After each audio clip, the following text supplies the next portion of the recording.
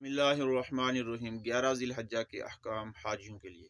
11 ذی الحجہ کے دن آپ نے اگر قربانی اور طواف زیارت میں سے کوئی فعل نہیں کیا تو وہ آج کر لیں۔ اگر آپ قربانی بھی نہ کر سکے کل 10 ذی الحجہ کو تو آج 11 ذی الحجہ کو قربانی کر لیں اور اس کے بعد حلق یا قصر کرا لیں۔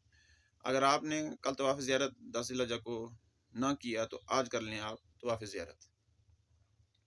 زیارت کے لیے مکہ جائیں اور واپس آپ مینا میں تشریف لائیں۔ آج 11 ذی الحجہ کی زوال کے بعد آپ نے چھوٹے شیطان پر 7 کنکر مارنے اور اس کے بعد آپ نے تھوڑا ہٹ کر دعا کرنی ہے، اور اس کے بعد درمیانے شیطان پر 7 کنکر مارنے اور تھوڑا ہٹ کر آپ نے دعا کرنی ہے، اور اس کے بعد بڑے شیطان پر آپ نے کنکر مارنے ہیں اور پھر دعا کے لیے وہاں ٹھہرنا نہیں ہے۔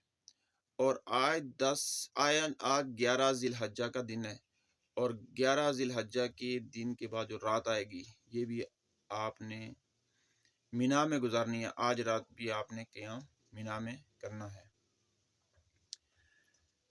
یہ احکام ہیں 11 ذی الحجہ کے دن اور اس کے بعد جو رات آئے گی وہاں تک۔